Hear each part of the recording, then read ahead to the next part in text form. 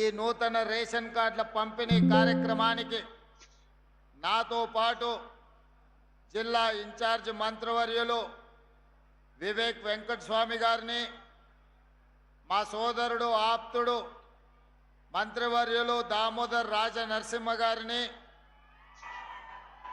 PCC అధ్యక్షులు మిత్రులు మహేష్ కుమార్ గౌడ్ గారిని, అదేవిధంగా మా సోదరిమణి టీజీఐఐసి చైర్పర్సన్ నిర్మలా జగ్గారెడ్డి గారిని, అదేవిధంగా జహీరాబాద్ పార్లమెంట్ సభ్యులు మిత్రులు సురేష్ షెట్కర్ గారిని, అదేవిధంగా నారాయణఖేడ్ శాసనసభ్యులు మిత్రులు సంజీవరెడ్డి గారిని, జూబ్లీహిల్స్ శాసనసభ్యులు నవీన్ యాదవ్ గారిని, అదేవిధంగా సెట్వెన్ కార్పొరేషన్ చైర్పర్సన్ మిత్రులు గిరిధర్ రెడ్డి గారిని, అదేవిధంగా ఫుడ్ కార్పొరేషన్ చైర్పర్సన్ ఫహీం గారిని, పార్లమెంటులో తలపడిన ఈ ప్రాంతంలో ప్రజలలో నిత్యం ఉండే నీలం మధు గారిని, అదేవిధంగా పెద్దలు మాజీ మంత్రివర్యులు ఏ చంద్రశేఖర్ గారిని, అదేవిధంగా పటాన్ చెరువు నాయకులు కాటా శ్రీనివాస్ గౌడ్ గారిని, గాలి అనిల్ కుమార్ గారిని, శశికళ యాదవ్ రెడ్డి గారిని, వేదిక మీద ఉన్న ప్రజాప్రతినిధులు, పార్టీ ప్రతినిధులు, అదేవిధంగా ఇక్కడికి వేలాదిగా తరలి వచ్చిన మా సంగారెడ్డి మిత్రులందరికీ హృదయపూర్వకమైన నమస్కారాలు, 15 ఆగస్టు శుభాకాంక్షలు.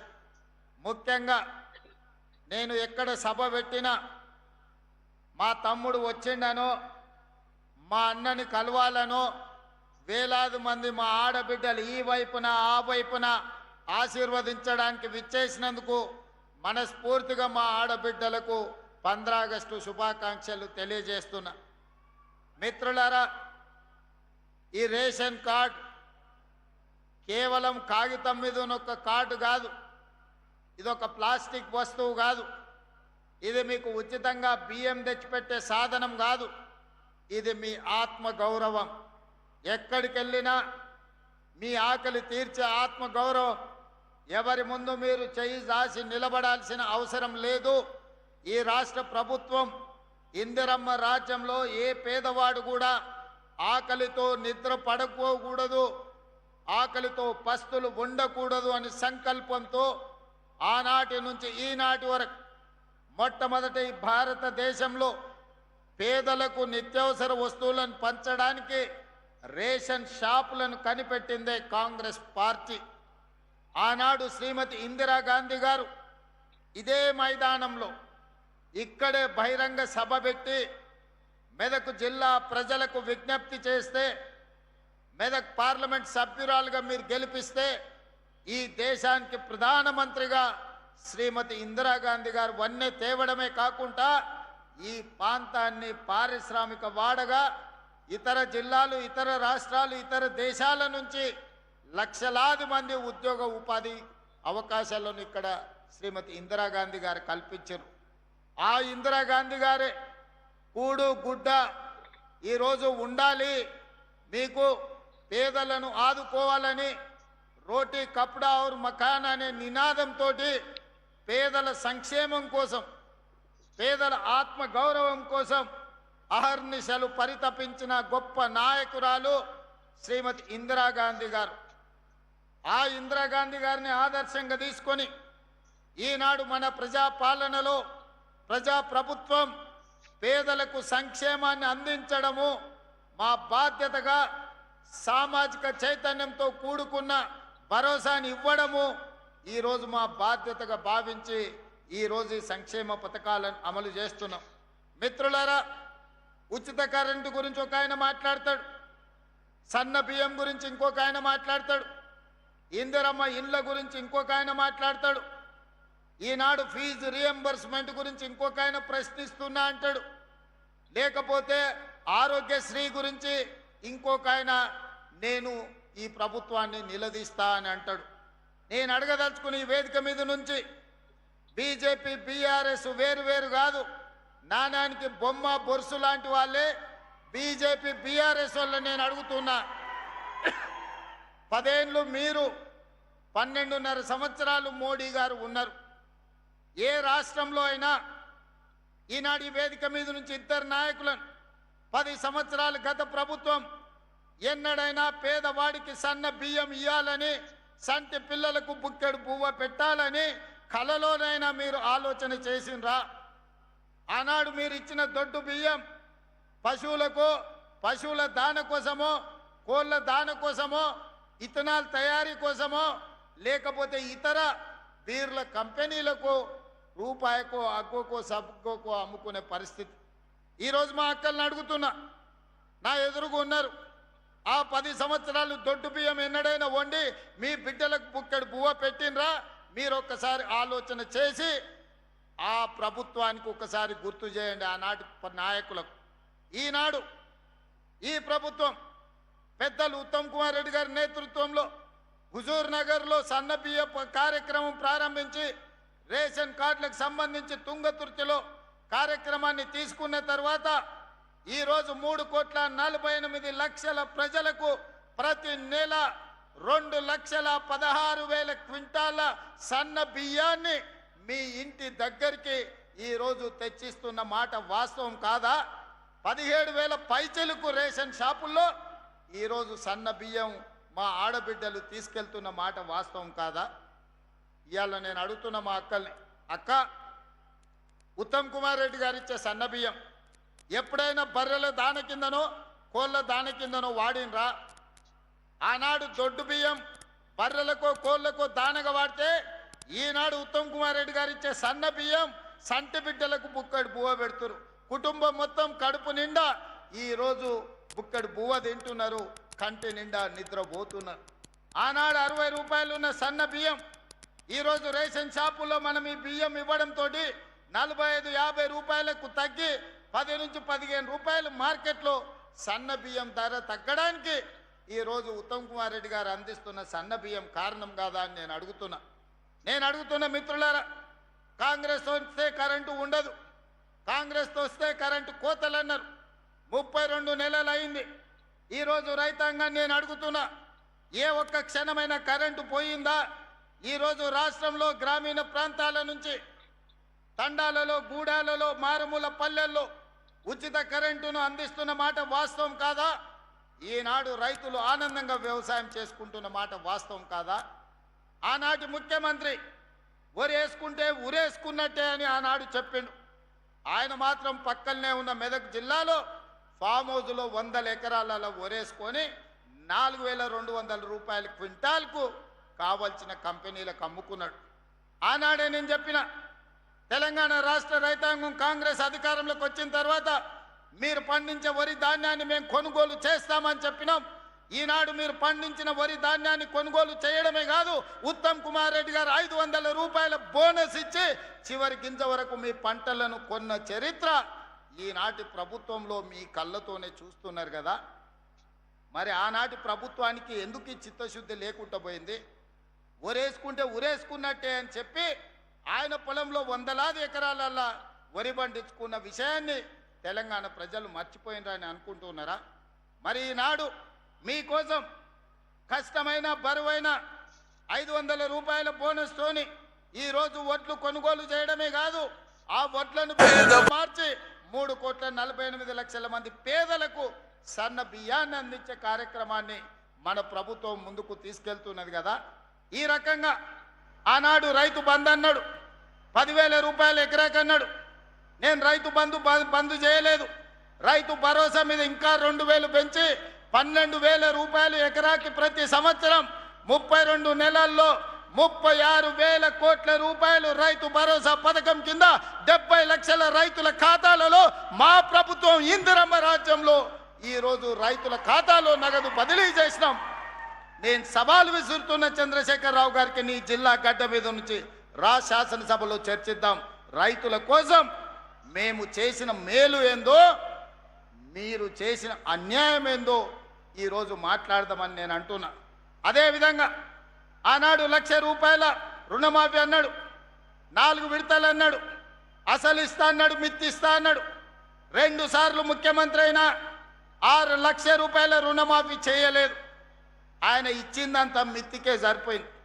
కానీ మన ప్రభుత్వం అధికారంలోకి వచ్చిన వెంబడే సంవత్సరం తిరిగే లోపల 21,000 కోట్ల రూపాయలు 25 లక్షల మంది రైతుల ఖాతాలలో 2 లక్షల రూపాయల రైతు రుణమాఫీ నగదు బదిలీ చేసి భారతదేశం మొత్తం మీద అప్పులు లేని రైతుని తెలంగాణ రాష్ట్రానికి అందించిందన్న విషయం నేను ఈ సందర్భంగా చెప్పదలుచుకున్నా. కేంద్ర ప్రభుత్వం ఇచ్చిన నివేదికల్లో అతి తక్కువ అప్పుల్లో ఉన్నది తెలంగాణ రాష్ట్ర రైతాంగం అని నివేదిక ఇచ్చిన మాట వాస్తవం కాదా? బీజేపీ నాయకులకు కనిపిస్తలేదా అని నేను అడుగుతున్నా. మీ ప్రభుత్వమే కదా రుణం లేని రైతులు ఉన్నది తెలంగాణ రాష్ట్రంలో అని కేంద్ర ప్రభుత్వం నివేదికలు ఇచ్చింది కదా. బీజేపీ నాయకులు అది చదువుకుంటే రైతుల కోసం మన ప్రభుత్వం చేసిన మేలు ఏందో ఈనాడు కళ్ళకు కట్టినట్టుగా కనిపిస్తుంది. అందుకే ఇవాళ ఉచిత కరెంట్ అయినా, పండించిన పంట కొనుగోలైనా, సివిల్ సప్లైస్ కార్పొరేషన్ ఇంతకుముందు ఉత్తమ్ కుమార్ రెడ్డి గారు నాతో పంచుకున్నారు.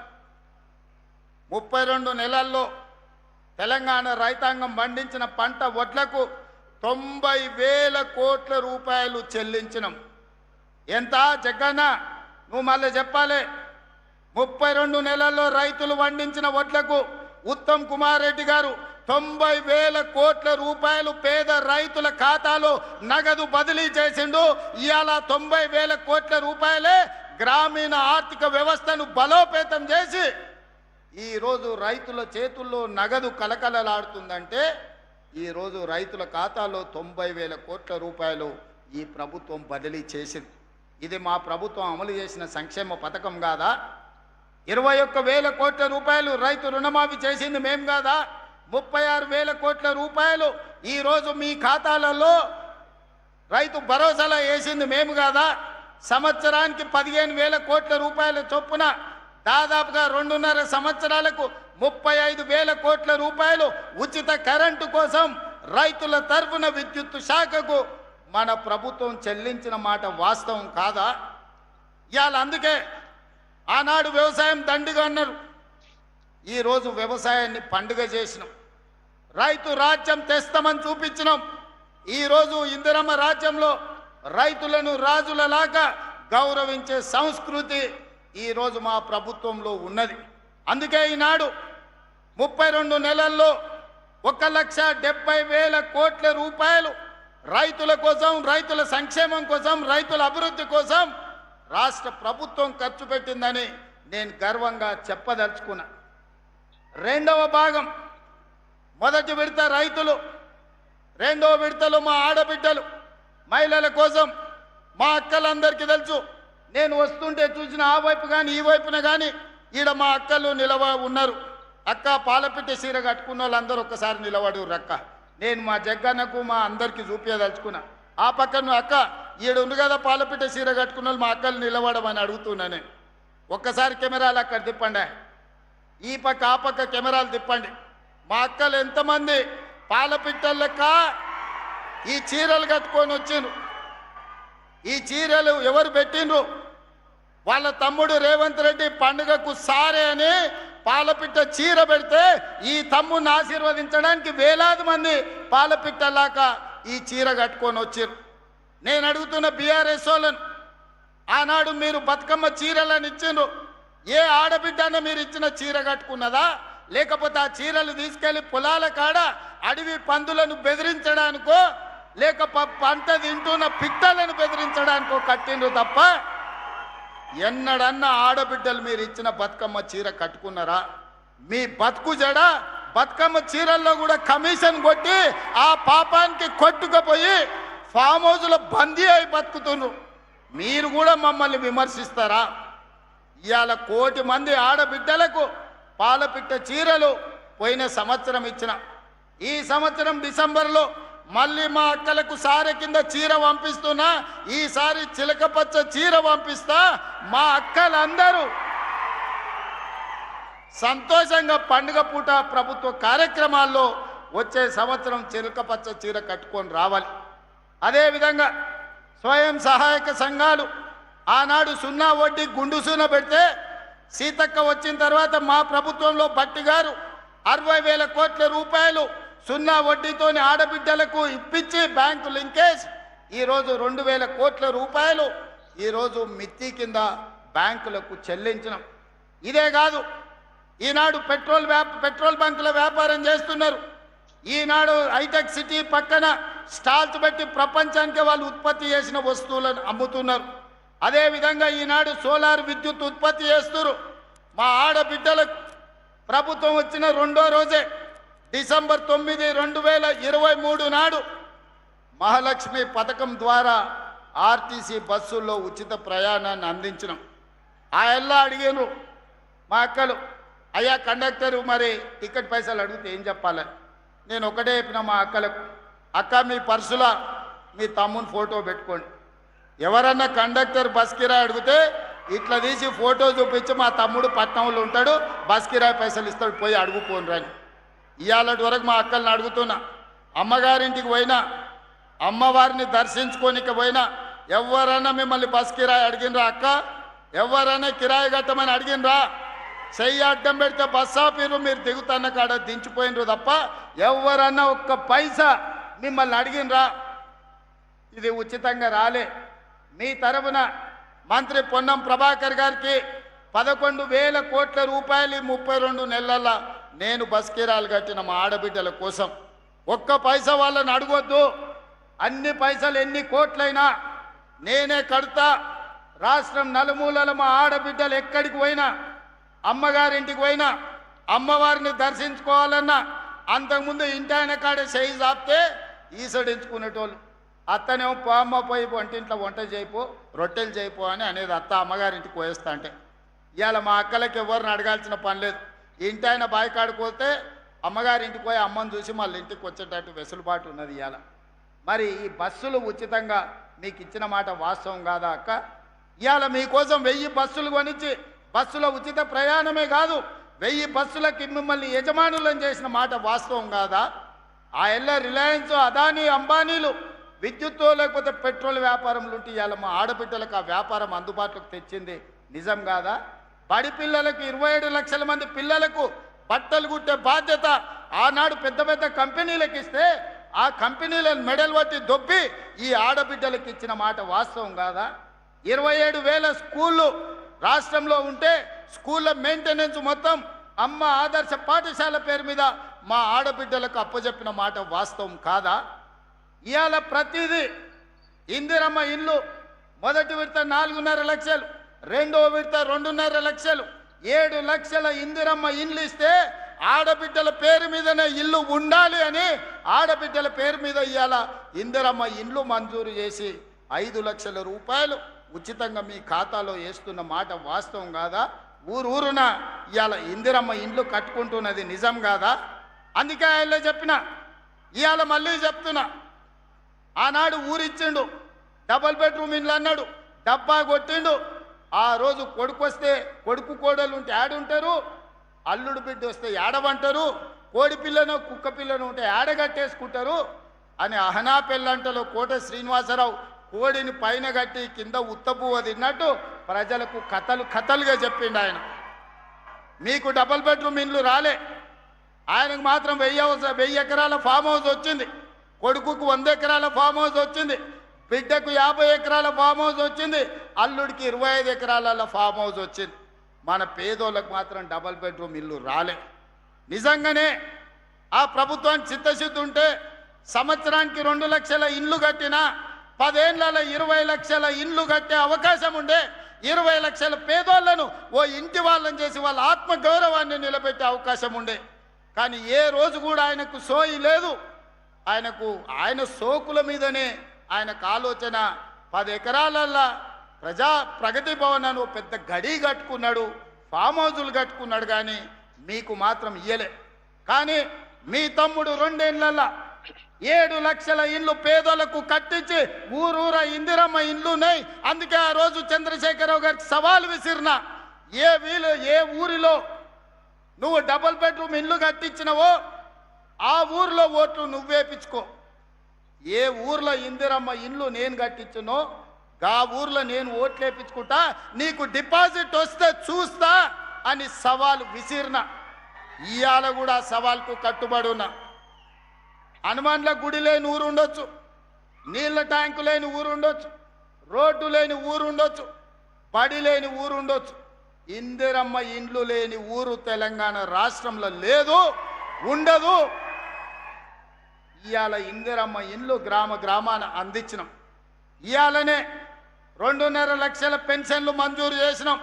మా అక్కలందరికీ సూచన చేస్తున్నా, వితంతువులు కానీ, ఒంటరి మహిళలు కానీ, భర్తలు చనిపోయిన వాళ్ళు కానీ ఎవరున్నా అప్లికేషన్ పెట్టుకోండి.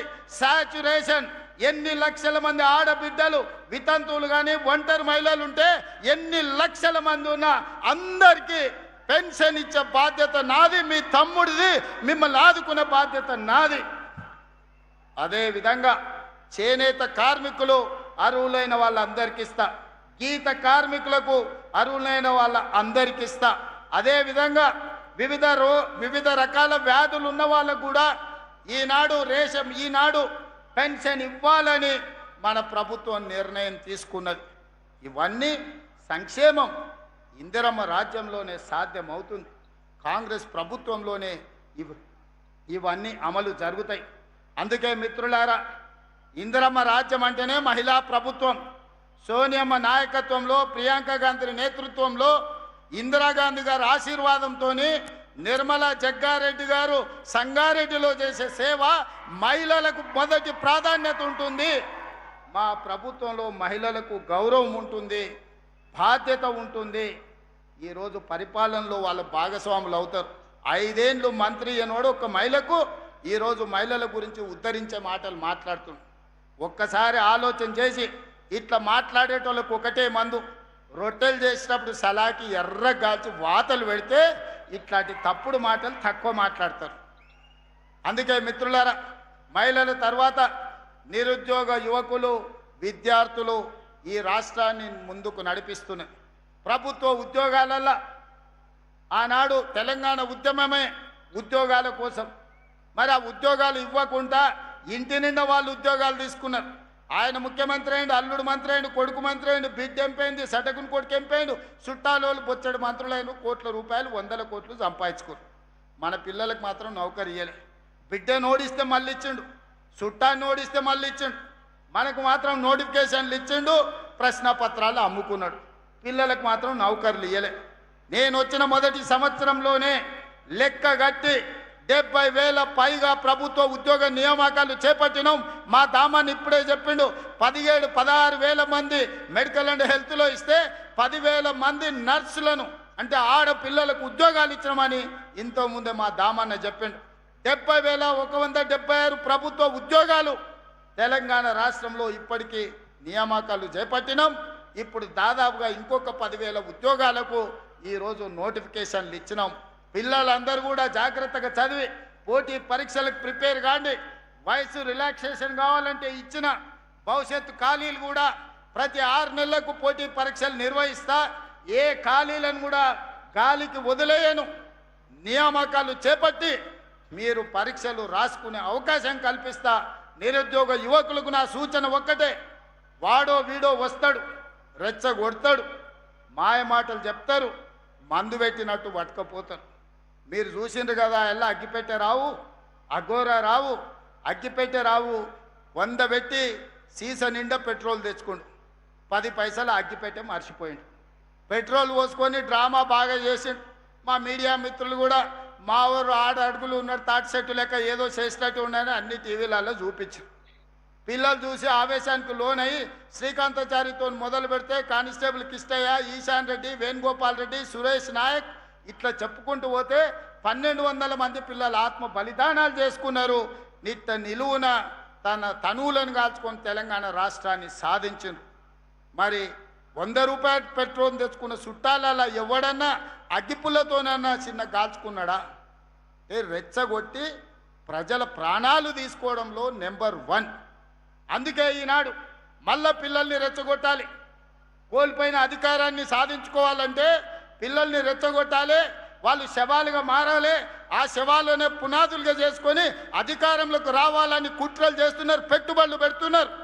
నేను మీ అన్నగా చెప్తున్నా, రేవంత్ అన్నగా మీకు మాట ఇస్తున్నా, మాట ఇస్తే మట్టిలో కలిసే వరకు మాట కోసం నిలబడే నాయకుడు ఎవరైనా ఉన్నారంటే ఇందిరాగాంధీ, సోనియా గాంధీ, రాహుల్ గాంధీ వాళ్ళ నాయకత్వంలో నేను, జగన్న, ఉత్తమన్న, మహేష్ గౌడ్ గారు కలిసి పనిచేస్తున్నాం.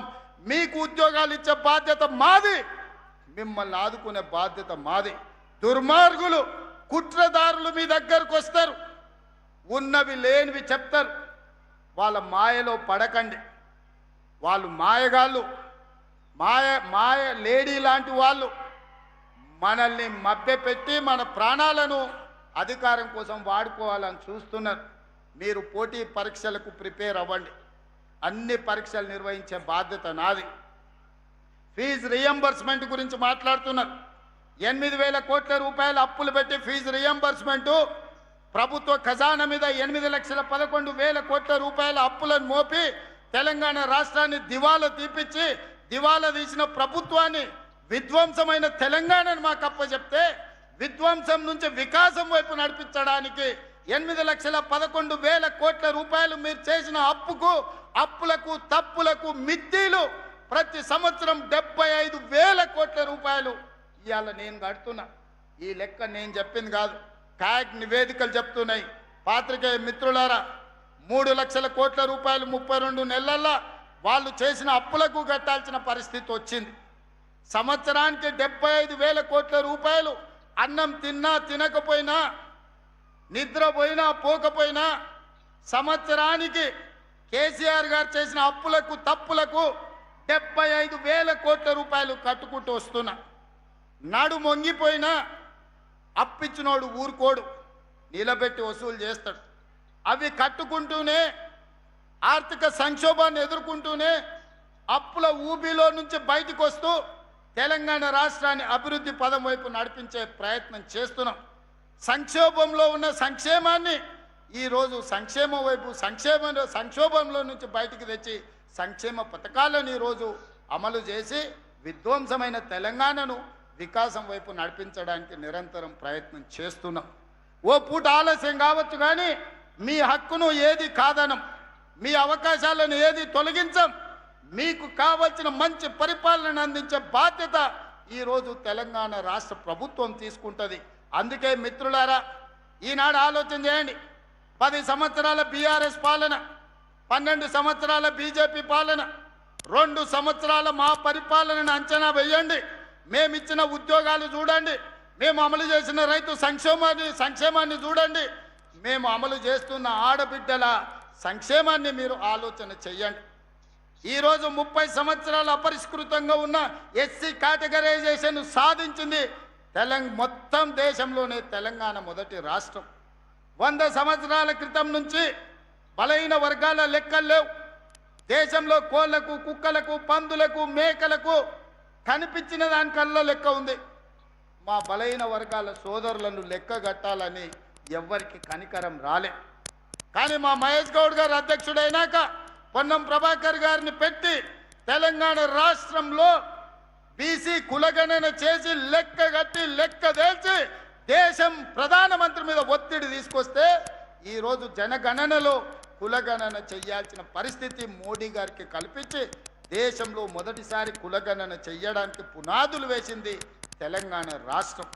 అందుకే రైతుల సంక్షేమమైన, ఆడబిడ్డల అభివృద్ధి అయినా, నిరుద్యోగ విద్యార్థుల ఉద్యోగ ఉపాధి అవకాశాలైనా, సామాజిక సమస్యలకు పరిష్కారమైన ఈనాడు మన ప్రభుత్వంలోనే మనమే సాధించుకున్నాం.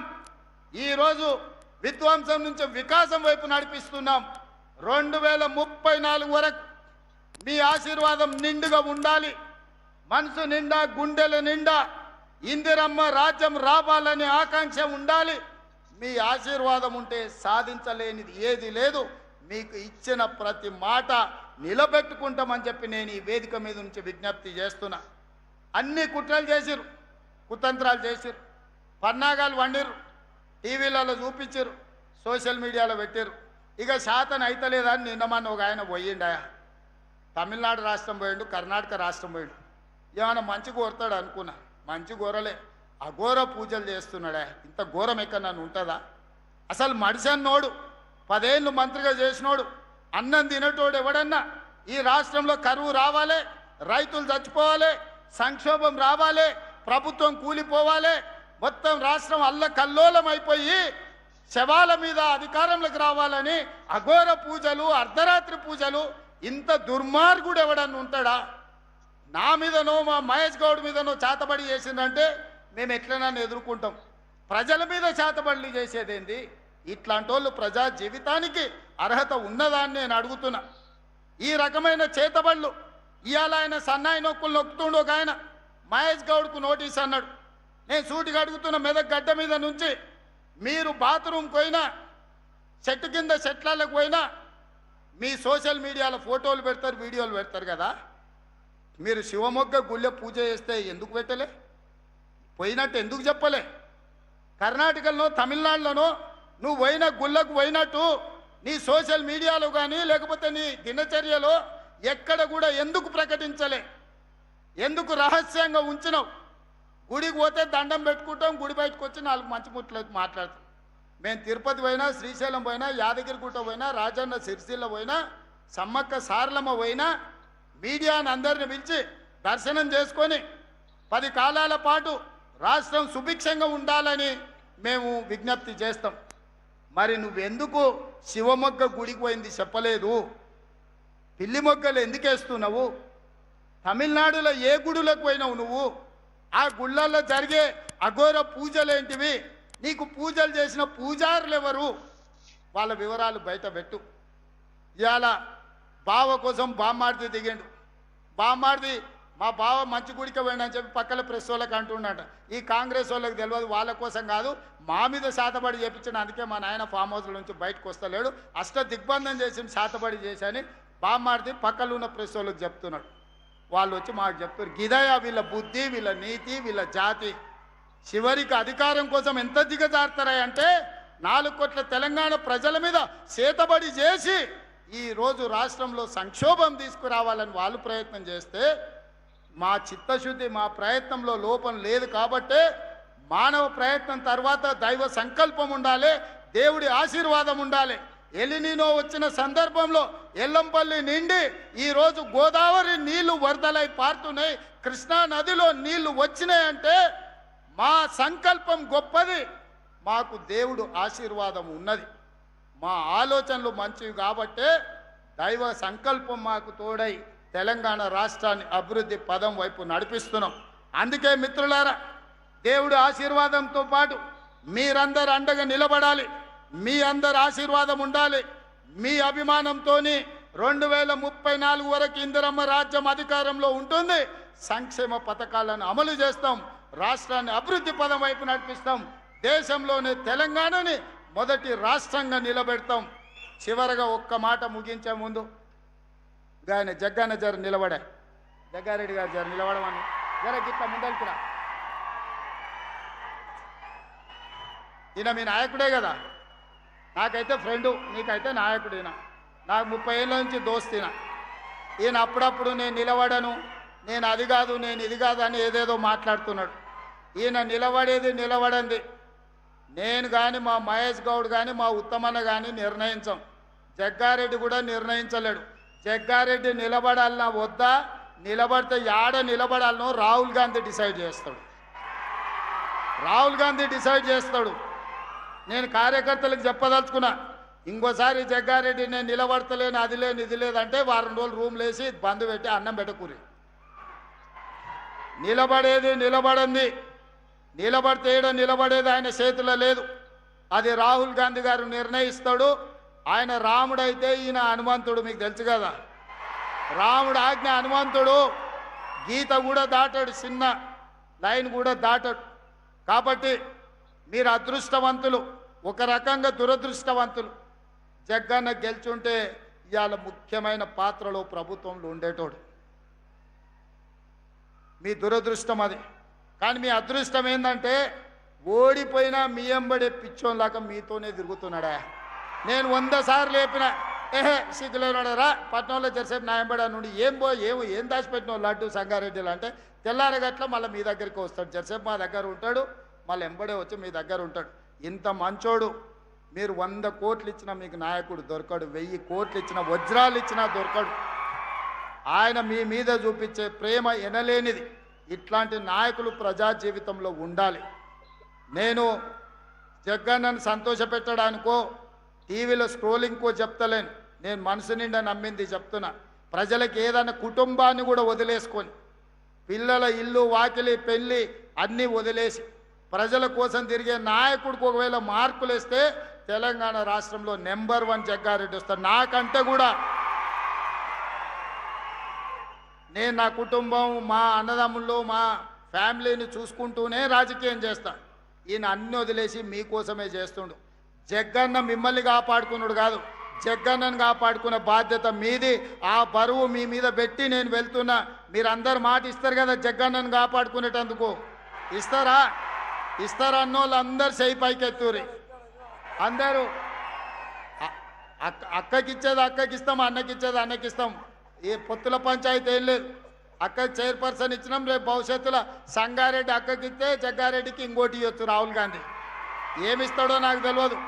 బోసరాజు గారికి కర్ణాటకలో ఏమి లేకుంటేనే మంత్రిని చేసి తర్వాత ఎమ్మెల్సీని చేసిండు రాహుల్ గాంధీ కర్ణాటకలో.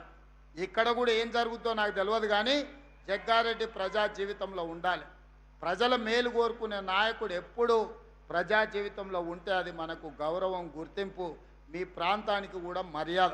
ఇవాళ అదే జగ్గారెడ్డి గెలిచుంటే మీ ప్రాంతానికి ఎంతో మేలు జరుగుండే. అయినా మీ మధ్యలోనే ఉంటున్న జగ్గారెడ్డికి మీరు అండగా నిలబడండి అని ఒక సోదరుడుగా, కాంగ్రెస్ పార్టీ కార్యకర్తగా మీకు విజ్ఞప్తి చేస్తున్నా. ఇలాంటి వాళ్ళు ప్రజా జీవితంలో ఉండాలి, 10 మందికి ఆదర్శంగా ఉండాలని కోరుకుంటూ మీ అందరి దగ్గర సెలవు తీసుకుంటున్న. ధన్యవాదాలు మిత్రులారా.